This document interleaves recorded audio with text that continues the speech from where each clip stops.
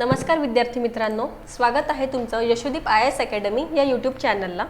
आज आपण पाहणार आहोत MPSC म्हणजेच राज्यसेवा मुख्य परीक्षा पेपर 2 याची स्ट्रॅटेजी कशी असायला हवी। नुकताच तुमचा प्रिलियमचा रिझल्ट डिक्लेअर झालेला आहे, प्लस मेन्सची डेट सुद्धा आली आहे। तर या हा जो काही ड्युरेशन तुम्हाला मिळालेला आहे प्रिपरेशनसाठी 1 to 2 मंथ्सचा, यामध्ये तुम्हाला GS2 ची कुठली स्ट्रॅटेजी फॉलो करायची आहे जेणेकरून तुमचा स्कोर कव्हर होणार आणि तुम्हाला कट ऑफ पर्यंत घेऊन जाणार, याची स्ट्रॅटेजी आपण आता बघणार आहोत। तर याच्यासाठी काही स्टेप्स आहेत जे तुम्हाला फॉलो करायचे आहेत। त्यामध्ये सगळ्यात पहिले येते स्टॅटिक पोर्शन। तर आपल्याला सगळ्यात पहिले असे टॉपिक्स पाहायचे जे की प्रिलियम प्लस मेन्सला कॉमन आहेत, जेणेकरून तुमचा जो काही टाइम आहे तो तुम्हाला रिव्हिजनला देता येणार। जे टॉपिक तुम्ही प्रिलियमला केले आहेत तेच तुम्हाला इथे रिवाइज करायचे आहेत। प्लस त्याच्यासोबत त्या स्टॅटिक पोर्शनसोबत करंटली कुठले इश्यूज आहेत त्यावर तुम्हाला अटेन्शन द्यायचं आहे, म्हणजेच फोकस करायचं आहे की जर एखादं आर्टिकल असेल त्याच्यावर कुठली अमेंडमेंट झाली असेल किंवा काही करंटली इश्यू झाला असेल तर त्याच्याशी रिलेटेड काय तुम्हाला माहिती मिळू शकते ती ओव्हरऑल तुम्हाला कलेक्ट करायची आहे। त्यानंतर थर्ड स्टेप येते प्रिव्हियस इयर पेपर्स। मागच्या 3 ते 4 वर्षाचे पेपरसुद्धा तुम्ही बघू शकता की कुठल्या टॉपिकवर मॅक्सिमम क्वेश्चन्स आलेले आहेत। तिथून तुम्हाला एक गेस येईल की आता त्या टॉपिकवर कुठल्या प्रकारे क्वेश्चन्स येऊ शकतात किंवा कुठल्या टॉपिकला कसे प्रश्न येऊ शकतात आणि त्याच्यावर किती वेटेज राहू शकते। सो फ्रेंड्स, आता आपण सुरुवात करणार आहे आपल्या टॉपिक्सला, जे काही इम्पॉर्टंट टॉपिक्स आहेत। त्यामध्ये सगळ्यात पहिलं येतं इंडियन कॉन्स्टिट्यूशन। यामध्ये तुम्हाला पाहायला मिळेल की आतापर्यंत 500 ते 550 क्वेश्चन्स या एवढ्या टॉपिकवर आलेले आहेत। तर यामध्ये जो पहिला इम्पॉर्टंट टॉपिक आहे तो आहे मेकिंग ऑफ कॉन्स्टिट्यूशन, म्हणजे संविधानाची निर्मिती।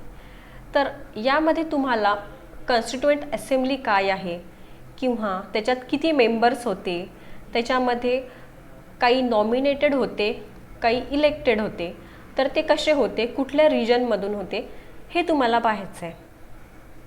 त्याच्यावर तुम्हाला दिसणार की आतापर्यंत 70 क्वेश्चन्स येऊन गेलेले आहेत, म्हणजे अबाव 50 आहे, म्हणजे आपण एक असं गृहीत धरू शकतो की याच्यावर क्वेश्चन्स पडायचे चान्सेस जास्त आहेत। त्यामुळे तुम्हाला या टॉपिकला चांगल्या प्रकारे रिवाइज करायचं आहे आणि याच्यावर तुम्हाला जे काही क्वेश्चन्स मिळतील ते तुम्हाला सॉल्व्ह करायचे आहेत, म्हणजे प्रॅक्टिस करायची। ठीक आहे। त्यानंतर सेकंड टॉपिक येतो सायलेंट फीचर्स ऑफ कॉन्स्टिट्यूशन। यावर तुम्हाला बघायला मिळेल की आतापर्यंत 51 क्वेश्चन्स आले आहेत, म्हणजेच एक रेशो कन्सिडर करू शकतो आपण की 50-50 चान्सेस आहेत।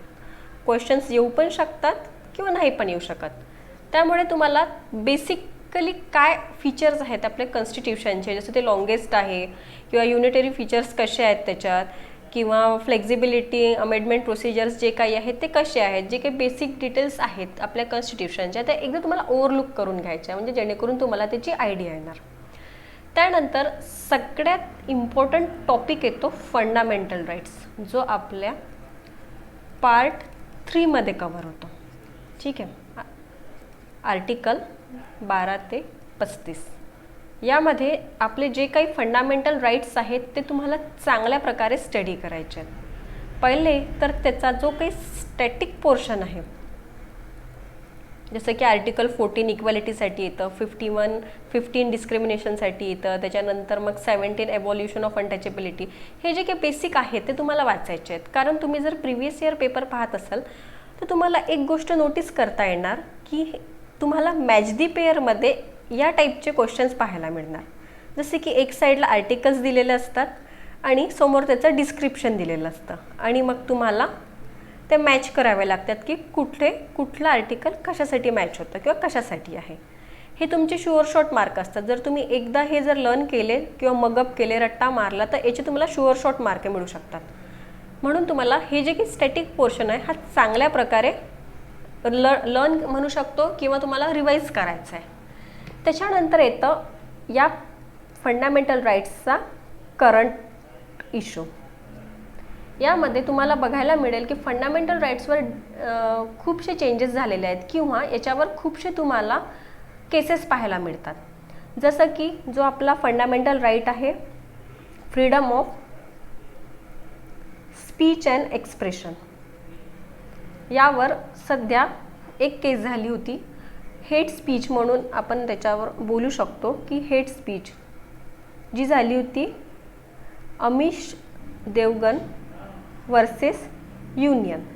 तर तुम्हाला असे क्वेश्चन्स येऊ शकतात की आर्टिकल 19 फंडामेंटल जे फ्रीडम आहेत त्याच्यामध्ये फंडामेंटल स्पीचसाठी आहे, मग करंटली त्याच्यावर एखादी तुम्हाला केस देऊ शकतात, मग याच्यापैकी ॲक्युरेट कुठला आहे किंवा राईट कुठला आहे, तर तुम्हाला एलिमिनेशन मेथडनी याचा आन्सर काढायचा आहे. ठीक आहे. त्याच्यानंतर येतं फंडामेंटल ड्युटीज. फंडामेंटल ड्युटीजवर तुम्हाला पाहायला मिळेल की आतापर्यंत 41 क्वेश्चन्स आहेत, म्हणजे चान्सेस थोडे कमी आहेत, नाही म्हणू शकत आपण, पण रेअरली येऊ शकतो क्वेश्चन. त्यामुळे फक्त फंडामेंटल ड्युटीजबद्दल तुम्हाला की बेसिकली काय आहेत फंडामेंटल ड्युटीज, ते कुठल्या अमेंडमेंटली इम्प्लिमेंट करण्यात आले आणि त्याचा नंबर काय आहे किंवा आर्टिकलचा नंबर काय आहे किंवा कुठल्या इयरमध्ये ते लागू करण्यात आले आणि रिकमेंडेशन कोणी दिलं होतं, हे बेसिकली तुम्हाला फक्त एक रीड करायचं आहे की फंडामेंटल ड्युटीज कशासाठी आहेत आणि मोस्ट इम्पॉर्टंट ते एन्फोर्सिएबल आहेत की नाही. तुम्हाला पाहायला मिळेल की हा क्वेश्चन नेहमी येतो, ते एन्फोर्सिएबल आहेत की नाही, तर ते नाही, कंपल्सरी नाही आहेत. तर अशा प्रकारे तुम्हाला एक छोटेफार जे इम्पॉर्टंट पॉईंट्स आहेत, जसे हा एक पॉईंट झाला, त्याच्यानंतर त्याचा इयर झालं किंवा त्याचा काय फायदे आहेत, काय उपयोग आहे ड्युटीजचा आपल्याला, ते तुम्हाला एकदा रीड करून घ्यायचे. त्याच्यानंतर टॉपिक येतो 7 नंबरचा ज्युडिशियल रिव्ह्यू आणि डॉक्ट्राइन ऑफ बेसिक स्ट्रक्चर. यामध्ये क्वेश्चन्सचा जो काही रेशो आहे तो फारसा नाही दिसत तुम्हाला, तिथे 20 to 25 क्वेश्चन्स आलेले आहेत आतापर्यंत.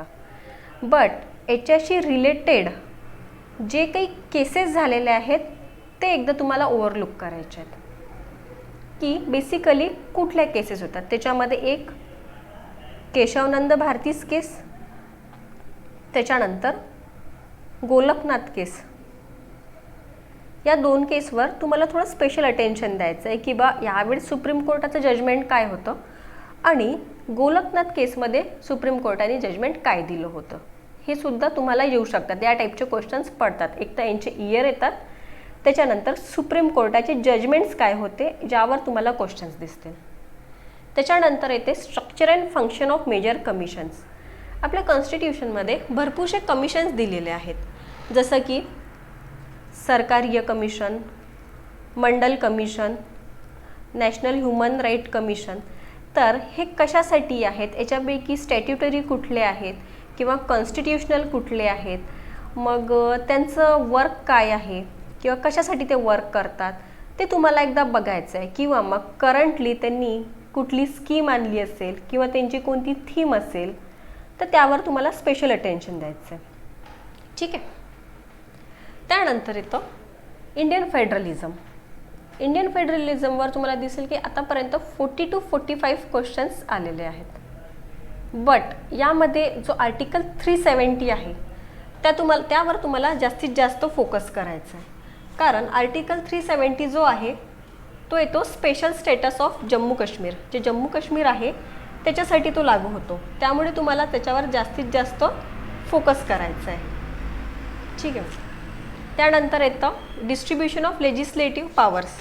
लेजिस्लेटिव्ह पॉवर्स जे काही आहेत स्टेट आणि सेंटरचे, ते कसे डिस्ट्रीब्यूट झालेले आहेत हे तुम्हाला बघायचं आहे की कुठले राईट्स स्टेटला आहेत किंवा कुठले सेंटरला आहेत आणि कुठले कॉन्करंट लिस्टमध्ये लाईक करतात आणि at the time of emergency यावर काय इफेक्ट होतो की हे राईट्स कोणाकडे जातात किंवा जास्तीत जास्त राईट कोणाला मिळतात. तर इमर्जन्सीच्या वेळेस कॉन्करंट लिस्टमध्ये सेंटर बनवू शकतो ना.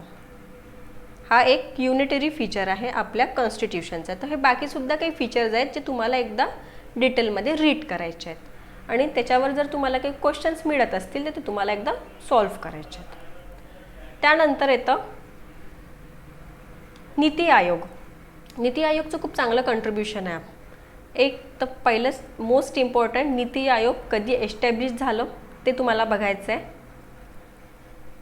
त्यानंतर एस्टॅब्लिश कधी झालं ते बघायचं आहे. त्यानंतर सेकंड पॉईंट येतं की त्यांचे गोल्स काय आहेत, करंटली त्यांनी काय गोल्स डिसाईड केले आहेत, किंवा त्यांच्या थीम्स काय आहेत, किंवा टॅगलाईन्स तुम्हाला बघायचे आहेत, कारण दरवेळेस टॅगलाईन किंवा थीमवर क्वेश्चन आलेला तुम्हाला दिसेल. ठीक आहे. त्यानंतर येतं सरकारी कमिशन. याच्यावर तुम्हाला चांगल्यात जास्तीत जास्त भर द्यायचा आहे, कारण याच्यावर चान्सेस जास्त राहतात. सरकारी कमिशन त्याच्यामध्ये तुम्हाला बघायचं आहे की ते एस्टॅब्लिश कधी करण्यात आलं होतं, त्यानंतर त्यांनी त्यांचा रिपोर्ट कधी एस्टॅब्लिश केला होता किंवा पब्लिश कधी केला होता, तो 1988मध्ये केला होता. मग त्यांनी त्यांची रिकमेंडेशन्स काय दिले होते. तर बेसिकली सरकारी कमिशन सेंटर प्लस स्टेटच्या रिलेशनशिपसाठी होतं. तर यावर तुम्हाला थोडं जास्त फोकस करायचं आहे. ठीक आहे. आणि बघायचं आहे की त्यांनी रिकमेंडेशनमध्ये काय सांगितलं होतं, जसं की गव्हर्नर जो आहे, गव्हर्नरचं सिलेक्शन करताना व्हाईस प्रेसिडेंट आणि स्पीकरला काय काय रोल्स आहेत ते तुम्हाला डिटेलमध्ये बघायचं आहे. जसे की प्राईम मिनिस्टरला कसं कन्सल्ट करायचं वगैरे ते तुम्हाला डिटेलमध्ये त्याचा स्टडी करायचा आहे. त्यानंतर थर्ड इम्पॉर्टंट पॉईंट येतो Indian political system. Indian political सिस्टमवर आतापर्यंत 120 to 150 क्वेश्चन्स आलेले आहेत, म्हणजे खूप जास्त वेटेज या टॉपिकमध्ये तुम्हाला दिसायला मिळेल की नियर अबाउट 150 क्वेश्चन्स आलेले आहेत. जर तुम्ही यावर जास्तीत जास्त फोकस केला तर तुम्हाला इथे सगळ्यात जास्त स्कोर कवर होऊ शकतो तुमचा. त्याच्यामध्ये मग युनियन एक्झिक्युटिव्ह कसं वर्क करतं, त्याच्यानंतर प्रेसिडेंट काय आहे, प्रेसिडेंटचे पॉवर्स काय आहेत, पार्डनिंग पॉवर काय आहे, त्याचे एक्झिक्युटिव्ह पॉवर काय आहेत, लेजिस्लेटिव्ह पॉवर काय आहेत, हे तुम्हाला सगळं काही डिटेलमध्ये रीड करायचं आहे. त्याच्यानंतर मोस्ट इम्पॉर्टंट येतं प्राईम मिनिस्टर आणि काउन्सिल ऑफ मिनिस्टर. यामध्ये PM प्लस काउन्सिल ऑफ मिनिस्टरचे काय रिलेशन्स आहेत हे तुम्हाला बघायचं आहे की ते कसे एकमेकांना सपोर्ट करतात किंवा त्यांचं काय वर्किंग आहे. ठीक आहे. त्याच्यानंतर येतं अटॉर्नी जनरल ऑफ इंडिया. तर अटॉर्नी जनरलवर तुम्हाला चांगला फोकस करायचा आहे, कारण हा करंटचा टॉपिक आहे. अटॉर्नी जनरल याच्यामध्ये आर्टिकल 76 जो आहे तो अटॉर्नी जनरलसाठी लाय करतो. तर मग तुम्हाला बघायचं आहे की त्याचं क्वालिफिकेशन काय आहे किंवा त्याचा टर्म काय आहे. हा तर झाला स्टॅटिक पोर्शन. पण याच्यासोबत जो करंट इश्यू आहे, जसं की रिअपॉइंटमेंट झालेली आहे सध्या आपल्या अटॉर्नी जनरलची, त्यांचं नाव आहे के वेणुगोपाल. तर अशा प्रकारे तुम्हाला करंट प्लस स्टॅटिकवर क्वेश्चन्स येऊ शकतात, म्हणून तुम्हाला यावर फोकस करायचं आहे. त्याच्यानंतर सेकंड मोस्ट इम्पॉर्टंट पार्ट आहे पार्लमेंट. पार्लमेंटमध्ये तुम्हाला पार्लमेंट कसं वर्क करतं, पार्लमेंटमध्ये राज्यसभा प्लस लोकसभेचे किती मेंबर्स आहेत व त्याच्यावर जे काही बिलचे प्रोसिजर्स आहेत ते तुम्हाला बघायचं आहे. आता पार्लमेंटवर सध्या एक खूप चांगला करंट इश्यू झालेला होता ॲट दी टाईम ऑफ कोविडमुळे तुम्हाला एक गोष्ट नोटीस करायला मिळेल की जो क्वेश्चनिंग आवर होता आपल्या पार्लमेंटमध्ये, जो क्वेश्चनिंग आवर असतो पहिला 1 आवर जो असतो क्वेश्चनिंग आवर, तो झालाच नाही, तो सस्पेंड करण्यात आला.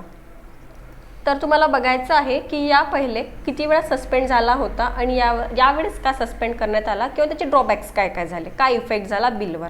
तर याचं तुम्हाला थोडा डिटेल स्टडी करायचं आहे. ठीक आहे. त्यानंतर येतं स्टेट गव्हर्नमेंट. आता आपली जी एक्झाम आहे MPSC ही स्टेट लेवलला लाय करते, त्यामुळे तुम्हाला जास्तीत जास्त भर स्टेट गव्हर्नमेंटवर द्यायचं आहे की स्टेट गव्हर्नमेंट कसं एस्टॅब्लिश केलं जातं. मग formation of Maharashtra state special focus द्यायचा आहे महाराष्ट्र स्टेट फॉर्मेशनला. त्याच्यानंतर मग council of minister, chief minister यांचे काय काय फंक्शन्स आहेत हे तुम्हाला वाचायचं आहे डिटेलमध्ये. त्यानंतर येतं रूरल लोकल गव्हर्नमेंट. यावर तुम्हाला पाहायला मिळेल 100 to 120 क्वेश्चन आहेत, म्हणजे चांगलं वेटेज या पार्टला दिलेलं आहे. जर यावर तुम्ही स्पेशल फोकस केला किंवा चांगला फोकस केला तर इथून तुम्ही जास्तीत जास्त स्कोर काढू शकता. यामध्ये येतं 73rd अमेंडमेंट. तर मग तुम्हाला पाहायचं आहे की 73rd अमेंडमेंट पहिले तर कशासाठी आहे, त्याच्यानंतर ती कुठल्या इयरमध्ये लागू झाली होती, ते कशासाठी होती, म्हणजे काय काय पॉलिसी मेकिंग, ॲडमिनिस्ट्रेशन जे काही आहे, पंचायत राज वगैरे जे काही आहे ते तुम्हाला पाहायचं आहे. प्लस करंटमध्ये याच्यामध्ये काय सुरू आहे हे तुम्हाला बघायचं आहे. याच्यामुळे तुम्हाला एक गोष्ट नोटीस करायला मिळेल की करंटली पंचायतमध्ये ई गव्हर्नन्स आणलेलं आहे स्कीम इम्प्लिमेंट करायसाठी किंवा पॉलिसीज लागू करायसाठी. तर मग ई गव्हर्नन्स काय आहे, त्याचे फायदे काय आहेत हे तुम्हाला रीड करायचं आहे. त्याच्यानंतर सेकंड पार्ट येतो अर्बन लोकल गव्हर्नमेंट. हा सुद्धा 73rd नंतर अमेंडमेंट झाली होती, 74th नंबरची अमेंडमेंट. यामध्ये पण तुम्हाला स्टडी करायचं आहे की कशासाठी होती किंवा मग कुठल्या इयरमध्ये झाली होती, त्यांचे रिकमेंडेशन्स काय होते आणि सध्या आपल्या म्युन्सिपल कॉर्पोरेशन जे काही आहे सिटी लेवलला कसं वर्क करतं, त्याचे अधिकार कोणाकडे आहेत, पॉलिसी मेकिंग रोल काय आहेत, हे तुम्हाला डिटेल स्टडी करायचं आहे. ठीक आहे फ्रेंड्स. तर ही जर स्ट्रॅटेजी तुम्ही फॉलो करत असेल तर तुम्ही कमी वेळात जास्तीत जास्त स्कोर काढू शकता. प्लस तुम्हाला paper solving previous year paper बघायचे आहेत की कुठल्या प्रकारे क्वेश्चन्स आले, कुठले रिपीटेड टॉपिक्स आहेत, त्याच्यावरून तुम्ही एक गेस मारू शकता की ठीक आहे बाबा आता या टॉपिकवर या टाईपचा क्वेश्चन येऊ शकते. या प्रकारे तुम्ही ही स्ट्रॅटेजी फॉलो करू शकता स्कोर आणण्यासाठी. ठीक आहे, धन्यवाद.